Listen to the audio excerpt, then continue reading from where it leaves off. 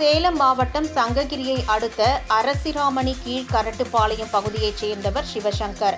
இவருடைய தந்தை மாரிமுத்து சில ஆண்டுகளுக்கு முன்பு இறந்துவிட்ட நிலையில் தாய் பாப்பாவுடன் கரட்டுப்பாளையம் கோம்பைக்காடு பகுதியில் வசித்து வந்தார். இந்நிலையில் தனது விவசாய நிலத்திற்கு தண்ணீர் பாய்ச்சுவதற்காக சென்ற சிவசங்கர் மின்சாரம் இல்லாததால் இதுகுறித்து தேவூர் மின்துறைக்கு தகவல் கொடுத்துள்ளார். ஆனால் மின் ஊழியர்கள் வராததால் பயிர்கள் தண்ணீரின்றி வாடுவதைக் கண்ட சிவசங்கர் நிலத்திற்கு அருகிலிருந்த மின் மாற்றி மீது ஏறி பழுது பார்த்து கொண்டிருந்தார்.